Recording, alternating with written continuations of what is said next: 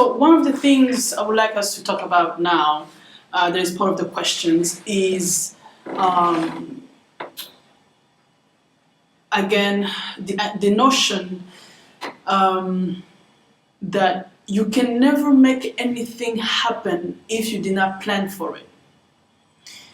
It means I have had emails, I have had calls, I have had people send me through Twitter messages such as, I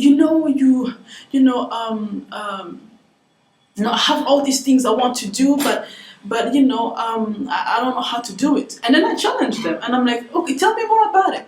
Like, well, it's just this and that. I'm like, okay, tell me more about it. And the more I'm pushing them to tell me more about it, the more they realize they have never actually thought more about it. They have thought about it, but not more about it. And for me, it was that sense of challenging. You have to plan what you want to make it happen.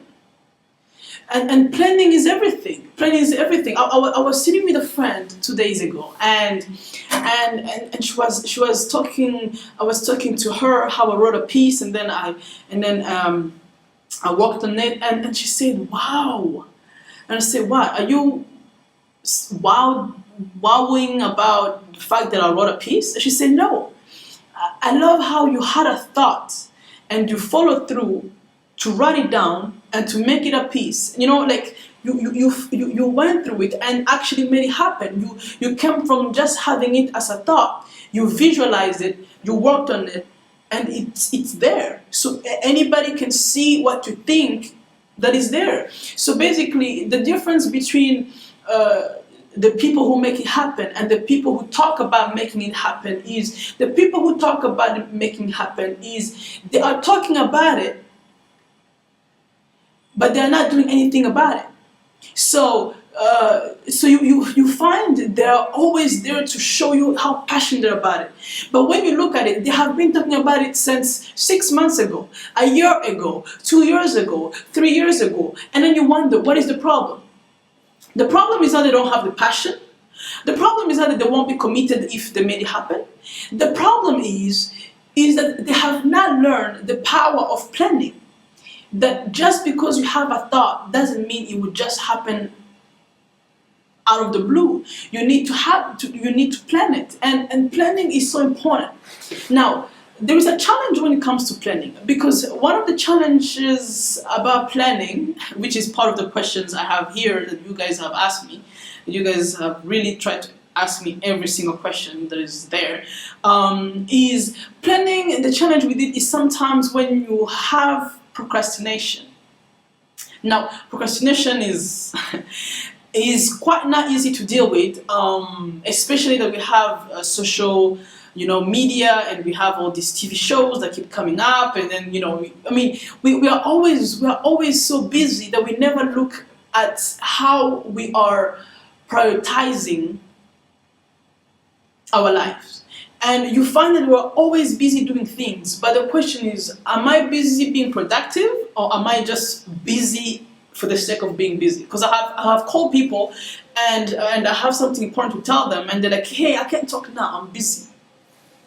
I'm like, "Oh my God, I'm sorry. My God, what are you doing?" I'm like, "I'm catching up on all my seasons of my TV show." I'm like, okay. Like what can be a priority for someone else is maybe a different priority for someone else. But then you start realizing that what are your priorities? Because if you can tell me your priorities, I will tell you then some of the things that are holding you from actually making it happen. And the thing is, when you don't plan, you keep pushing it. You keep seeing it in the future, like, oh, I have this thought, maybe one day, And then I have seen other people too, who have this idea, but I would just wait on God. I would just keep praying on it. And then you pray on it, and then God gives you an answer, but you're like, well, I would just keep waiting. So for me, planning is key. Planning for a lot of things. I mean, it's like when you have a party, you have a celebration, you have a conference, or you have a big event, you plan it. You say, who is gonna be there? How long is it gonna be? What are we gonna need? What are we, the dress code? When you plan, you think through about everything, and even to make it happen, that's how you do it. You need to think through the thought that you have. Not that thinking about it makes it harder. Thinking about it makes it even easier because you narrowed it down. I had a friend who was telling me, I have a big dream. I said, wow, what is a big dream? I want to start a business. I said, well, that is a dream, but that is not. That is just this. You need it to make it this way. And because business, there are many kind of businesses. There are many ways you can start businesses. It depends. Which kind of business is that? Where are you going to start the business? Who's going to run it? When do you want to start it? How much do you have to start it with? Have you seen the needs in that place or in that community? And when you ask different questions, it allows you to actually narrow down what you really, really want to make it happen. And it is something that was also a challenge for me when I wrote my first book. I remember I was asked by the publishers, what do you want to see happen to the book? I could not answer that question.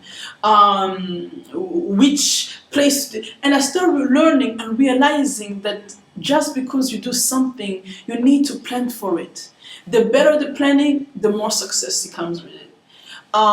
So I think that is something I'm going to add on that. That planning is necessary. Have someone who has done it help you with it. I have come close to different American successful authors around me who have, helped me along the way, who have advised me along the way. And it does help. It does help. It has helped me because the more I want to grow as an author, the more I want to grow as a preacher, the more I want to grow in the area of a poet or whatever I do. So I try to reach different people who are in those areas to help me reach closer to what I want to do.